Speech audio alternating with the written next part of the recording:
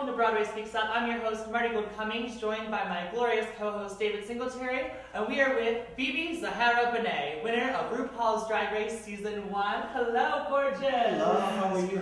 Cameroon! Surrounded by a lot of gorgeousness around here. We are so honored that you're here, and BeBe is on the cover of this week's Next magazine.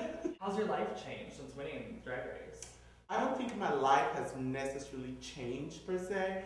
I know for a fact that Drag Race gave me an opportunity to be able to take my career to the next level and create a different platform for myself. But you know what? I'm still me. I try my possible best to stay grounded and not take what has happened to be, oh my God, I'm a celebrity and all the fame gets in. Because I have a couple of friends who have done that and I do not like the path that they've chosen, you know? Yeah. It doesn't work in their favor.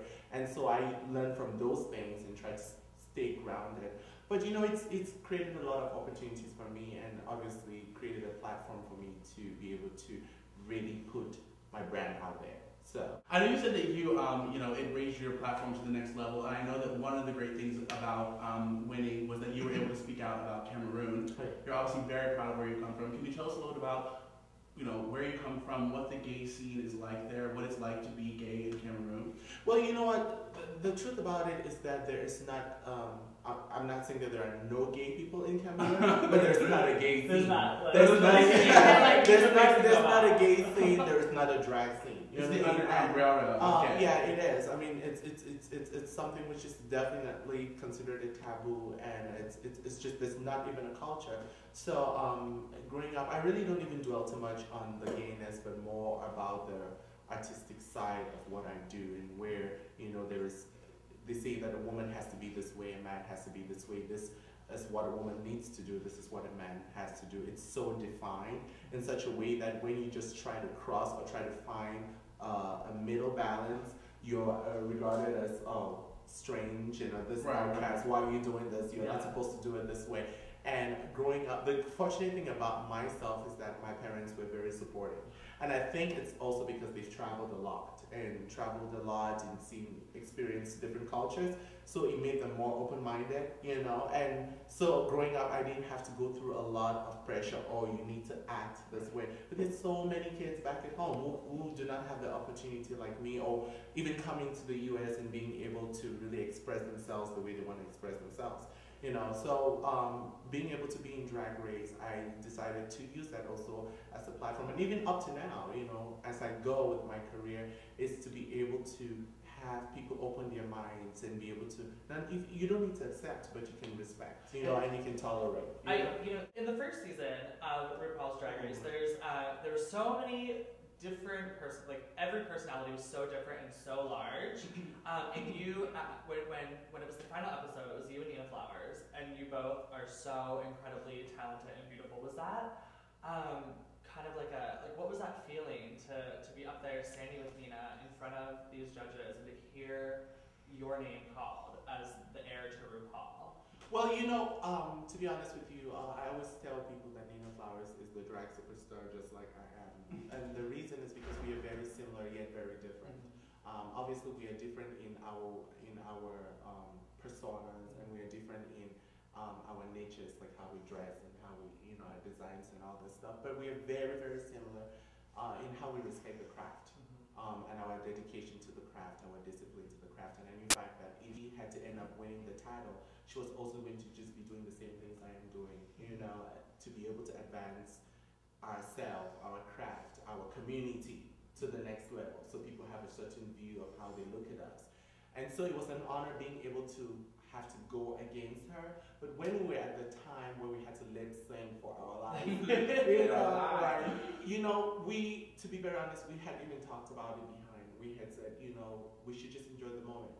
Because at the end of the day, it doesn't matter. You know what I'm saying? At the end of the day, it doesn't matter. Let's just entertain these people. Yeah. And that's what we did. And we just entertained. We were just in the moment. We fed against each other's spirits. And it just what it was. And then the judges decide, will they want to hold that title, Do you keep in touch with any of the girls from season 1? I do.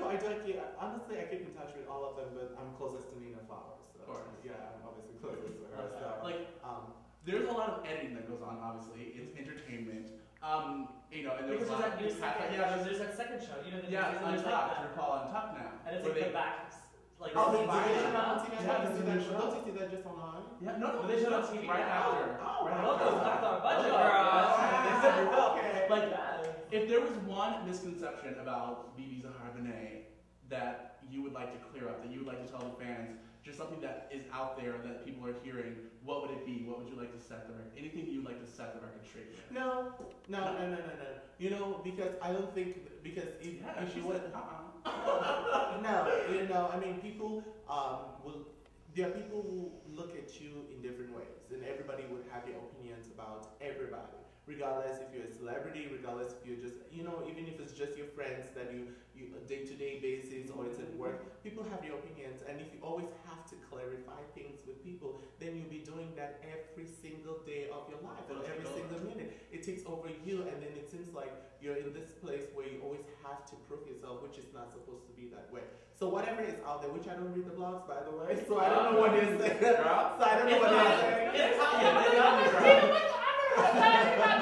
No, but I'm saying in general, because they edit things together and things like that. And a lot of people who are in reality shows that I bet are always like, this actually did, or not everything that you saw actually happened, because you know they edit. Oh, I know they edit things, but you know, I think that in the show, and I'm an individual like that by nature. Anybody who knows me, I usually just say how I feel about situations at the moment. So you're very honest. And then the next minute, it's life keeps going on. You know what I mean? You can't keep holding grudges, and you know, if a feeling rubs against yours, you can't keep holding that for too long. You say what you say, and then make your peace, and next is the next thing. Next week. Keep moving in life, and that's just how it is, you know.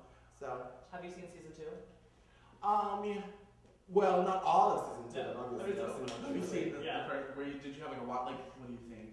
About season 2? You know, the girls, you know, they are definitely a different genre, in the drag community, you know what I'm saying? Because you get the girls who are very glamorous, and you get the girls who are really, really over the top, you get the girls who are very androgyny, and then you get girls like now in season 2 who try to be very, like, almost very real. Fish, very, you know, fish, that's the word. Fish. And, you know, and can be ruthless, like RuPaul said, they are very, very ruthless, and you get, and there are girls like that in the community, so that's just part of our drag culture.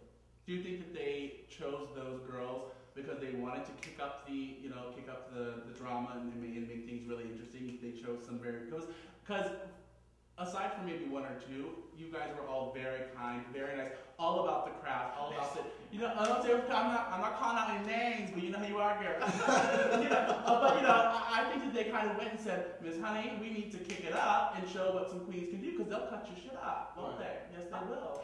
Well, you know, to be honest with you, I cannot tell you. I was not one of the judges choosing, or one of the people choosing the cast. Would I have chosen the cast differently? Probably. But you know, but that's me also. And so you have to find out from those people, or from Ru, why those girls were chosen, and what were the reasons that they got chosen, and what took into choosing them. Was it because they wanted more ratings and stuff? I don't know. I cannot agree to that. But you best believe the season is going to be entertaining. Oh, yeah.